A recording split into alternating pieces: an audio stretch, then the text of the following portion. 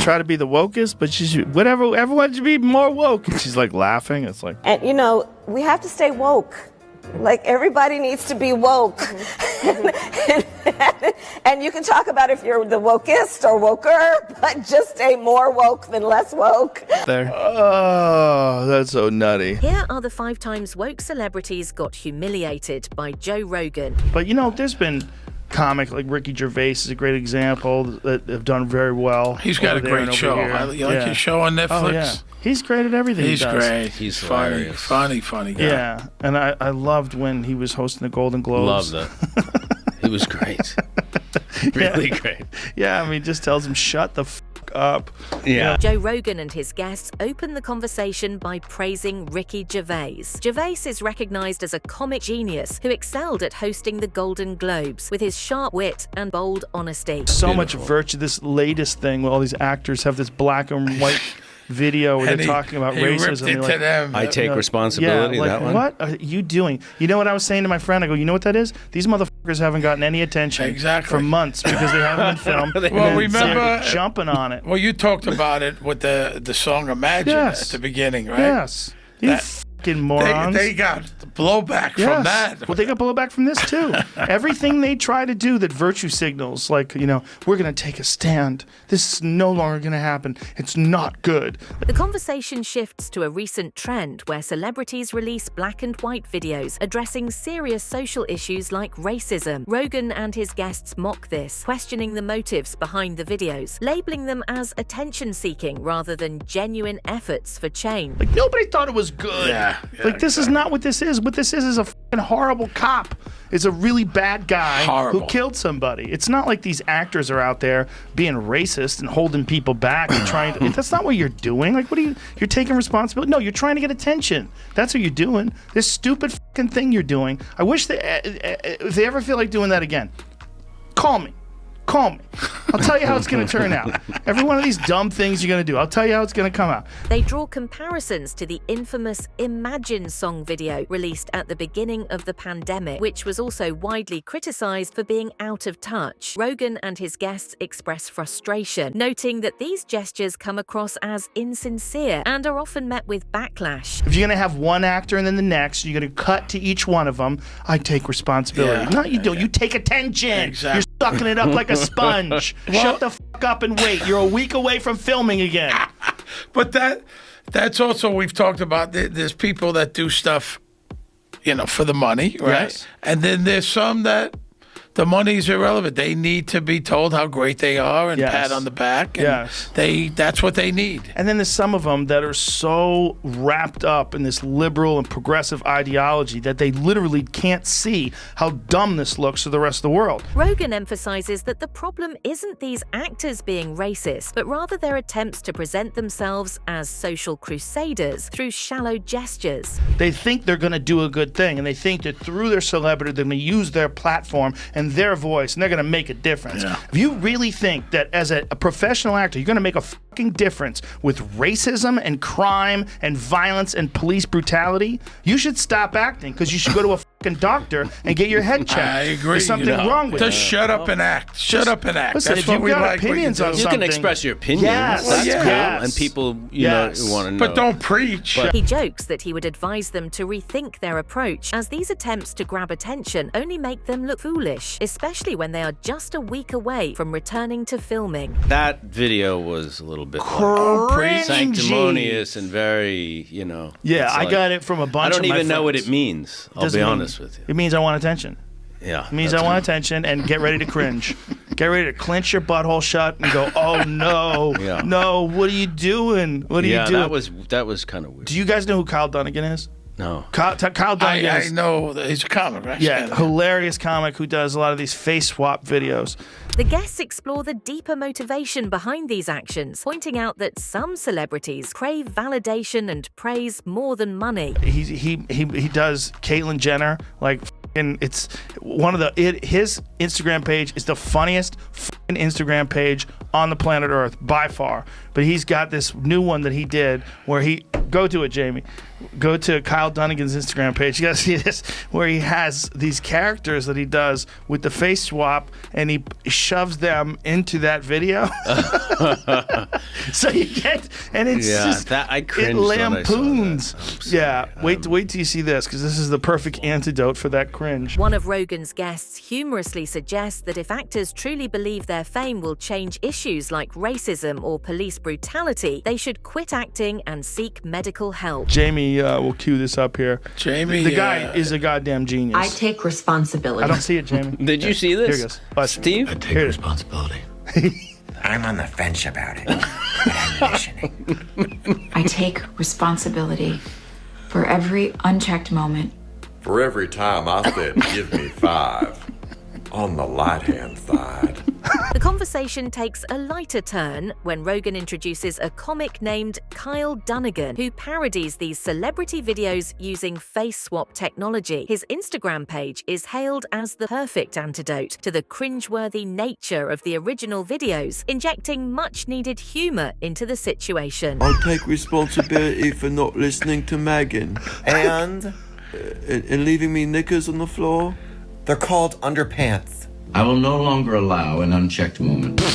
I will no longer throw away the African-American part of the Oreo cookie just to get to the creamy white middle. I will hire more black hookers. Going for a jog should not be a death sentence. Sleeping in your own home should not be a death sentence. Sorry, I guess. I don't know. Dunnigan's parody of the I Take Responsibility video is played, where he mocks the overly dramatic tone and self-importance of the original. The absurdity of the celebrity's statements is highlighted, with lines like, I will no longer throw away the African-American part of the Oreo cookie just to get to the creamy white middle, delivering a cutting satirical punch. Look, the idea that a guy actually had a island. I mean, that's what Ricky Gervais was joking about last night. Did you watch that? Of course he was. No, but I did see the one clip that somebody put on the internet about him saying, don't virtue signal, just come out here and get your little prize, go fuck off, because nobody cares about your opinion. I was like, thank you, Ricky, thank you. The discussion kicks off with a nod to Ricky Gervais's performance at the Golden Globes, where he delivered a brutal takedown of Hollywood's moral posturing. One guest recalls how Gervais told celebrities not to use their awards as a platform for political speeches, adding a hilarious, nobody cares about your opinion remark, which resonated deeply with the group. Thank God. That guy swings. He's out there swinging from the hip, chin up, doesn't give a fuck, telling it like it is. I love it. He went after Apple in front of Tim Cook. Dude, they showed Tim Cook's how face. crazy was that shit? He went after Apple, then he said if ISIS opened up a studio, y'all be sending your resumes. Is that what he said? Something along those lines? Yeah, you'd all be like, streaming service, y'all be contacting your agents or something like that. Yeah, that's what he said. Like, fuck, man. Good for him. So those are all pre-written, right? Because they had to have those cuts ready to go. I don't know, man. The conversation shifts to how Gervais swung for the fences by targeting big tech companies, particularly Apple. One memorable joke that had the group laughing was Gervais' quip about how, if ISIS started a streaming service, these same stars would rush to send in their resumes. He's so badass, he might be able to do whatever the fuck he wants. You know, he's Ricky Gervais. He's got the ability to probably say, oh, I'll do it, but I'll do it this way and only this way. And they're like, okay, Ricky, we love you. We love you. We know you wouldn't do anything to jeopardize our amazing organization. And we all love working with you here at the Golden Globes. And it's fun. I mean, you stir people up and everybody knows you're a good guy. And then he goes and hits him with genocide talk and shit. Like, hey. One host insists that Gervais has the confidence and clout to demand full creative freedom, claiming that he could deliver his jokes however he wanted, while the Golden Globes organizers would happily oblige, knowing the kind of attention he brings to the event. Apple must have been so pissed. We were just getting away with using all that slave labor and nobody even noticed. It's another thing like this murder, right? It's like that's just how everything was done. That's how they whacked everybody. And that was how you got things built cheap. They used slave labor, but nobody knew. Nobody really understood until you saw things like Foxconn. You were like, wait a minute, this is a good setup? The irony of Apple executives sitting through Gervais's biting critique was not lost on the hosts, who couldn't help but laugh at the awkwardness of the situation. You guys are working 16 hours a day, you sleep in the building? This is a good place? This is good? The stories of people, Amazon workers like running around and peeing themselves. So they can get shit done quick. Yeah, they have some crazy countdown thing that goes when they get an order and they have to run to go get it. Probably a fun job if you're into losing weight. Put on some ankle weights and shit, maybe a weight vest, and just run around that thing. You'd get a fucking vicious workout. That's making lemonades out of lemons. That's right, Joe. Everything's a workout. You could be working as a waiter at Apple. They mock the idea of actors lecturing the public on complex social issues, pointing out that many of them live in a bubble, far removed from the struggles of everyday people. Think about it, man. Just with heavy weights around your waist that no one would notice. Just make it. You could have a good workout while you're working. The Apple thing, that had to sting.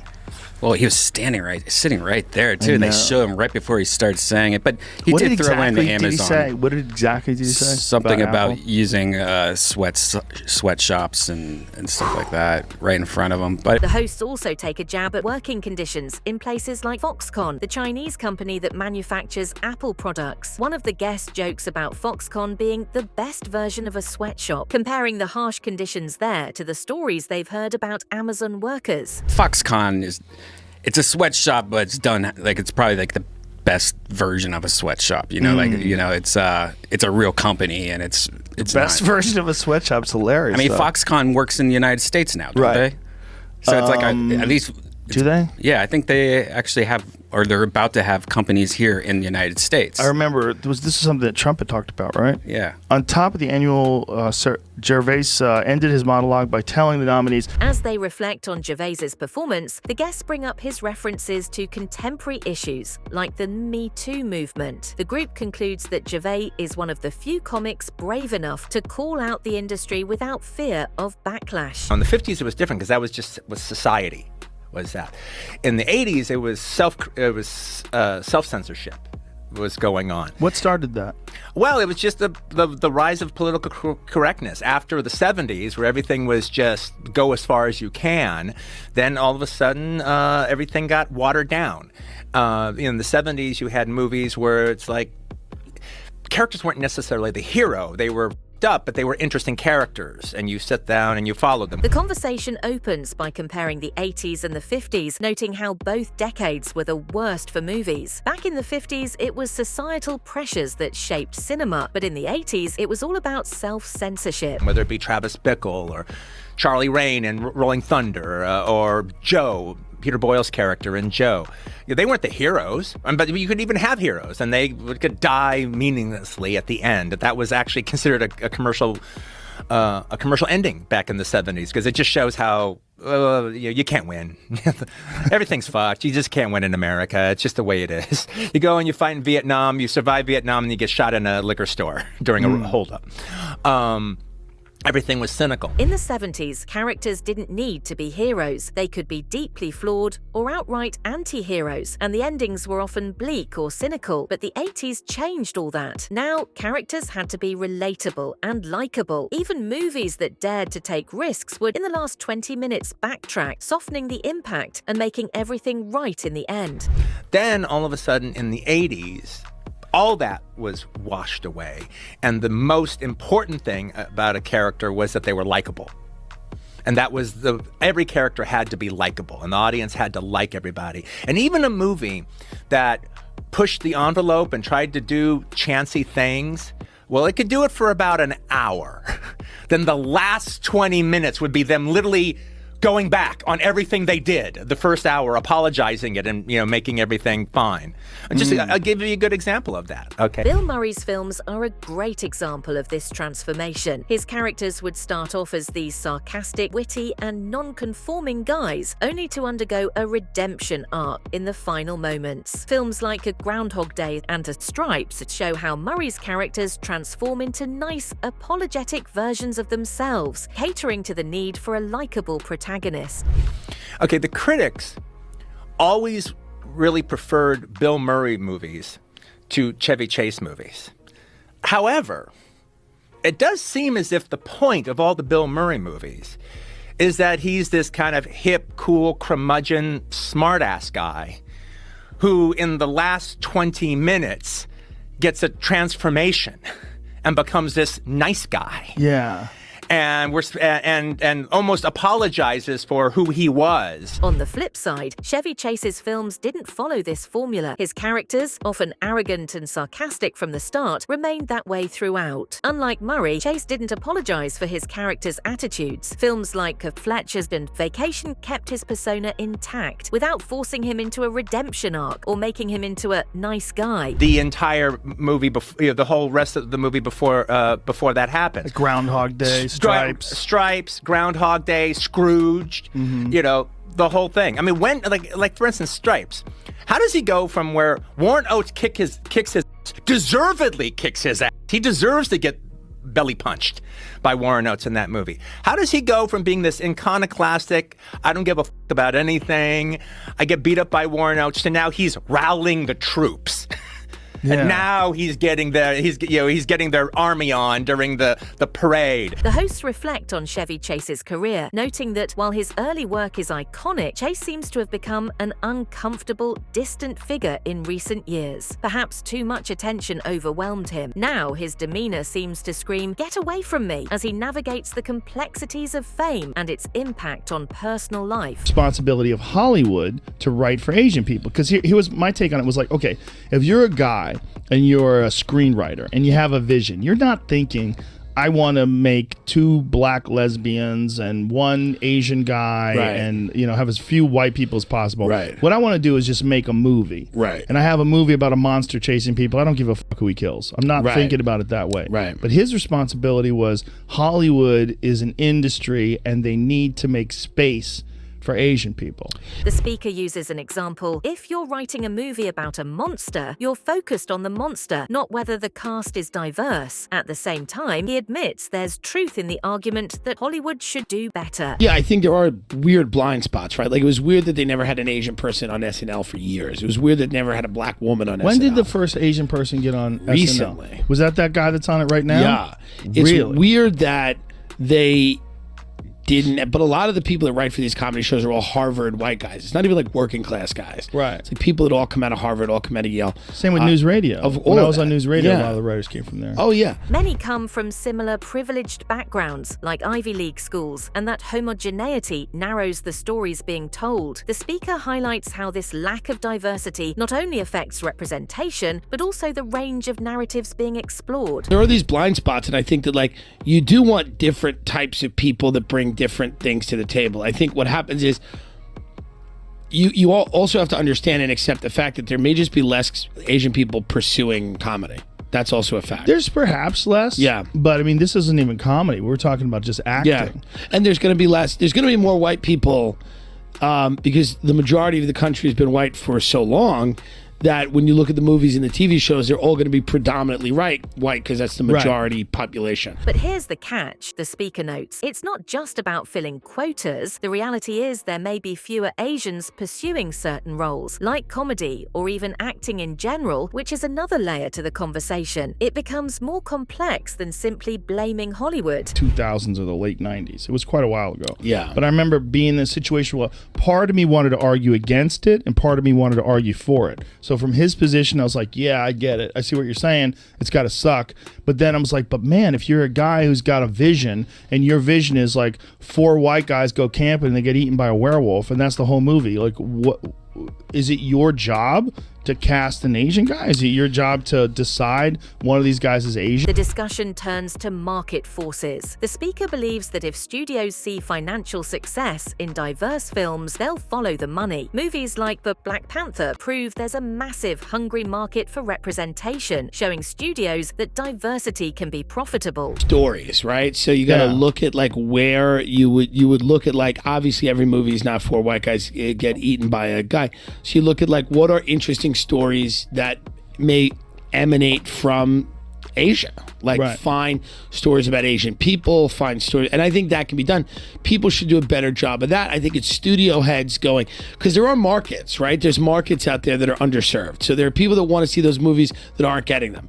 And then when you have the Black Panther, when you had Black Panther, people were like, okay, we want to see this. When identity is prioritized over skill, the quality of entertainment can suffer. The speaker explains that sometimes the most vocal or politically connected individuals get opportunities over the most talented ones. That everybody, regardless of who they are, has to compete, and their talent has to be the main driving factor. And then, because the problem with that is you get bad actors, and I don't mean bad actors in terms of like not being good at acting. I mean people that are acting in bad faith.